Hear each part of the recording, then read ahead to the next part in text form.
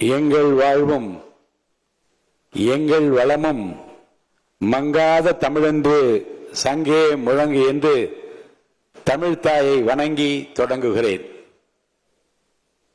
மக்கள் நெஞ்சங்களில் நீக்கமர நிறைந்திருக்கிற போற்றுதலுக்குரிய இந்திய திருநாடே வியப்பால் விழிகளை உயர்த்தி தமிழ்நாட்டிலே இப்படி ஒரு முதலமைச்சரா என்று விழிகளை திறந்து போற்றி பாராட்டுகிற மாண்புமிகு தமிழ்நாடு முதலமைச்சர் அவர்களுக்கும் மாண்புமிகு அமைச்சர் பெருமக்களுக்கும் உடன் பொறுப்பேற்றிருக்கும் மாண்புமிகு பேரவை துணைத் தலைவர் மாண்புமிகு திரு மு ரவிசங்கர் அவர்களுக்கும் மாண்புமிகு எதிர்க்கட்சி தலைவர் அவர்களுக்கும் வாழ்த்துறை வழங்கிய அனைத்து சட்டமன்ற கட்சி தலைவர்களுக்கும் மாண்புமிகு பேரவை உறுப்பினர்களுக்கும் பத்திரிகையாளர்கள் மற்றும் ஊடக நண்பர்களுக்கும் என்னுடைய பணிவான வணக்கங்களை முதலில் தெரிவித்துக் கொள்கிறேன்.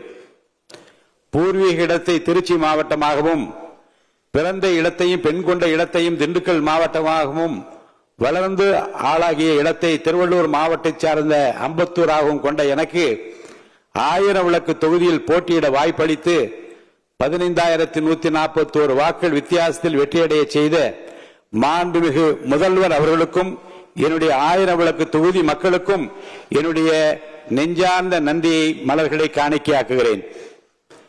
1980ஆம் ஆண்டு சட்டமன்ற உறுப்பினராக பொறுப்பேற்ற நான் முதல் நாள் இந்த வளாகத்திற்கு வந்தபோது என் தகப்பனார் ஜான் சாமுவேல் அவர்களும் தாயார் கமலம் சாமுவேல் அவர்களும் என் மூத்த அண்ணன் கிருபாகரன் அவர்களும் மூத்த அண்ணன் ஆரோக்கியராஜன் அவர்களும் இங்கே அமைந்துள்ள செயின்ட் மேரிஸ் சர்ச்சுக்கு அழைத்து சென்றார்கள்.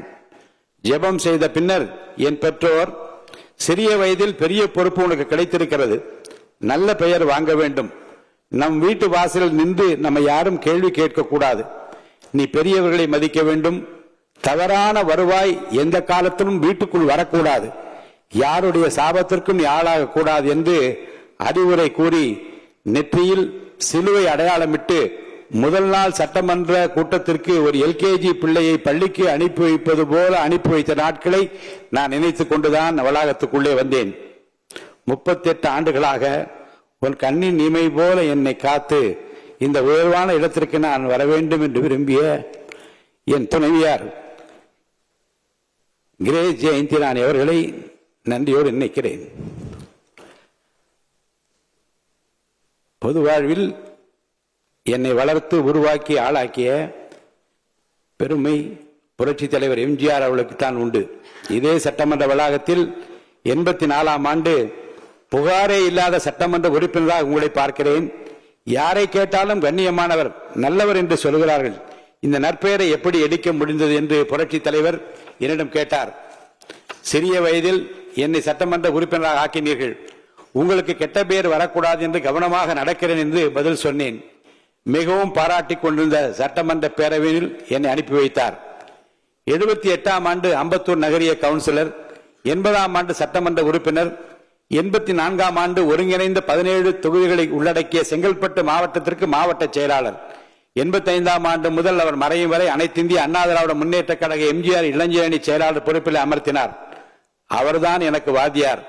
மனிதநேயம் உட்பட பல ஆளுமை பண்புகளை அவரிடம் நான் கற்றுக்கொண்டேன்.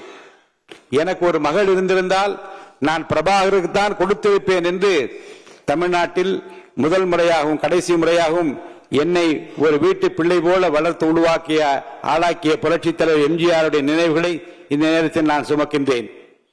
அவர் மறைவுக்கு பிறகு மறைந்த முதல்வர் புரட்சித் தலைவி அம்மா அவர்கள் அன்பையும் நம்பிக்கையும் பெற்று அவரோடு பலமுறை நான் பயணித்திருக்கிறேன். பல முக்கிய முடிவுகள் எடுக்கின்ற அந்த கொள்கை முடிவு கூட்டங்களில் பங்கு பெற்றிருக்கிறேன். மக்கள் தலைவர் மூப்பனார் அவர்களோடு பொதுவாழ்வு பயணம் தொடர்ந்தது. காங்கிரஸ் பேரியக்கத்தின் மாபெரும் தலைவரான அவர் தனி இயக்கம் கண்டபோது அவரின் அரசியல் தனி செயலாளராக பணியாற்றினேன். எனக்கு கிடைத்திருக்கிற மிகப்பெரிய சொத்து ஜேசிடி பிரபாகர் என்று பொது மேடையில் அவர் என்னை பாராட்டி பேசினார். மீண்டும் புரட்சி தலைவி அம்மா அவர்களின் தலைமையில் திராவிட முன்னேற்ற அனைத்திந்திய அண்ணா திராவிட முன்னேற்ற கழகத்தின் முதுபெரும் தலைவர் அவருடைய தேர்தல் நேரத்திலே எதிர்த்து 2011ஆம் ஆண்டு வில்லிவாக்கம் தொகுதியில் வெற்றி பெறுகிற வாய்ப்பை இறைவன் எனக்கு அளித்தார். சிட்கோ தமிழ்நாடு சிறுவர் வளர்ச்சி கழகத்தின் தலைவராக 3 ஆண்டுகளும் பணியாற்றினேன். 2013ஆம் ஆண்டு அகில இந்திய செஸ் சம்மேளனத்தின் தலைவராக இருந்தபோது இந்தியாவில் முதல் முறையாக அகில உலக செஸ் போட்டியை சென்னையில் நடத்துவதற்கு மாண்புமிகு அம்மா அவர்கள் 29 கோடி ரூபாய் நிதி அளித்து அந்த போட்டியை என் முன்னிலையில் நடத்துவதற்கு, அந்த வரலாற்று சிறப்புமிக்க இந்தியாவிலே முதல் முறையாக நடத்துவதற்கு காரணமாக அமைந்த அந்த நிகழ்வு என் நெஞ்சத்தில் நீங்காது இருக்கிறது. 2016ஆம் ஆண்டு சட்டமன்ற உறுப்பினர் தேர்தலில் நான் வெற்றி வாய்ப்பை இழந்தபோது கொளத்தூர் தொகுதியில் புரட்சி தலைவி அம்மா அவர்கள் என்னிடம், தேர்தல் பணியை சிறப்பாக செய்தீர்கள், உங்கள் எதிர்காலம் பிரகாசமாக இருக்கிறது, எதை பற்றியும் கவலைப்பட வேண்டாம், நான் உங்களுடனே இருக்கிறேன் என்று என்னிடம் சொல்லி என்னை அழைத்து காரை நிறுத்தி இதை சொல்லி என்னை உற்சாகப்படுத்திய நினைவு என் நெஞ்சத்தில் நீங்காது இருக்கிறது. கடந்த 2 ஆண்டுகளில் ஏற்பட்ட அரசியல் புரட்சி என்றே சொல்லலாம். ஆம், தமிழக வெற்றி கழகம் ஒரு புதிய சக்தியாக பிரசவித்தது. மாற்றத்திற்கான மக்களின் விருப்பம், இளைஞர்களின் அரசியல் பங்கேற்பு, நல்லாட்சிக்கான எதிர்பார்ப்பு ஆகியவற்றின் வெளிப்பாடாக இந்த இயக்கம் வளர்ச்சி பெற்றது.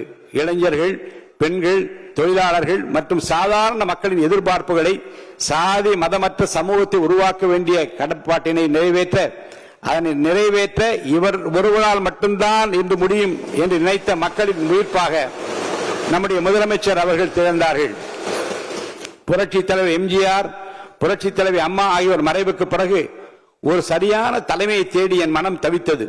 மீண்டும் ஒரு எம்ஜிஆர் நமக்கு கிடைக்க மாட்டாரா என்று என் மனம் ஏங்கியது.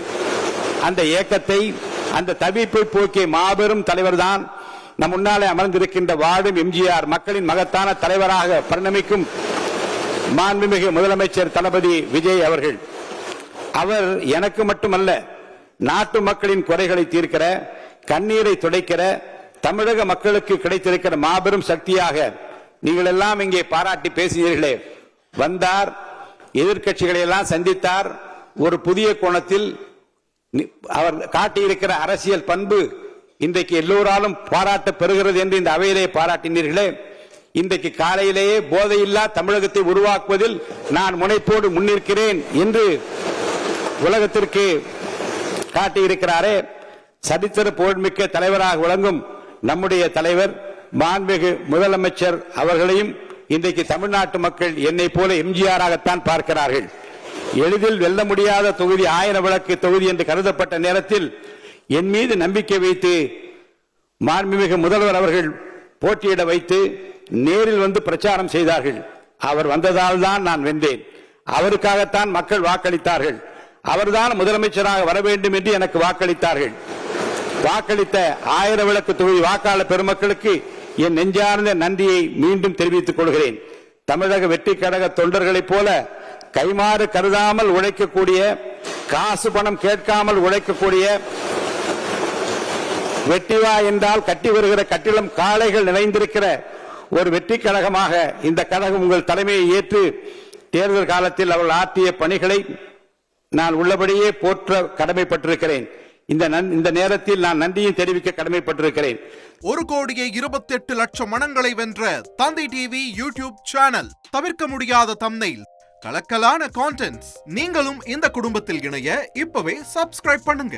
அசுரபலம் கொண்ட எங்கள் டிஜிட்டல் கரங்களில் உங்கள் விளம்பரங்களை சேர்க்க வாட்ஸ்அப் பண்ணுங்க. 8939888838. Email advtthanditv@dttv.in.